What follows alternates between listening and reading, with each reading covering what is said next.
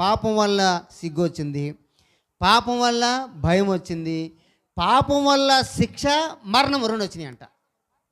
పాపం వల్ల. ఇప్పుడు పాపం వల్ల ఏమొచ్చింది? శిక్ష వచ్చింది. దేవుడు సర్పాన్ని శిక్షించాడు, సాతాన్ని శిక్షించాడు, అది వేరే, అది పక్కన వదిలేద్దాం. ఇప్పుడు మానవుని కూడా శిక్షించాడు.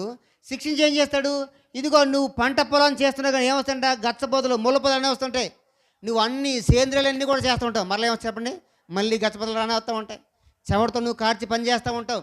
ఇది ఎప్పటి వరకు జరుగుతుంది అని అంటే, మరలా నీవు భూమిలో తిరిగి చేరేంత వరకు కూడా, అంటే ఈ శరీరము మన్ను, మట్టి, ఈ మట్టి తిరిగి మట్టిలో చేరిపోయి మరలా నువ్వు ప్రభు యొద్దకు చేరేంత వరకు కూడా నువ్వు కష్టంతో పని చేస్తావు. ఇది నీకు పెట్టినటువంటి శ్రమ. పాపం ద్వారా ఏమొచ్చి చెప్పండి? సిగ్గు వచ్చింది, భయం వచ్చింది, శ్రమ వచ్చింది. కాబట్టి ఈ పాపము కింద మీరు చిక్కుకోవద్దు. నేను ముగ్గు చేస్తాను కదండి. ఈ పాపం దగ్గర మీరు చిక్కుకోవద్దు అని చెప్పి దేవుడు జ్ఞాపకం చేస్తున్నాడు. మనకి ఇందాక చదువుకున్నట్టు గలతీ పత్రిక 5వ అధ్యాయంలో, మీరు ఇది వరకు పాపం అనే దాసం కింద మీరు చిక్కుకున్నారు. ఈ పాపములో మీరు చిక్కుకుంటే పాపం మీకు ఏం తెచ్చిపడుతుంది చెప్పండి? సిగ్గు వస్తుంది. పాపం వల్ల ఏం వస్తుంది? భయం కలుగుతుంది. పాపం వల్ల ఏం వస్తుంది? శిక్ష వస్తుంది.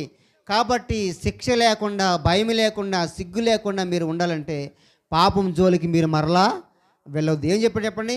ఈ స్వాతంత్రం అనుగ్రహించి క్రీస్తు మనల్ని స్వతంత్రంగా చేసి ఉన్నాడు. కాబట్టి మీరు స్థిరముగా నిలిచి మరలా దాస్యమను కాడి క్రింద మీరు చిక్కుకోవద్దు.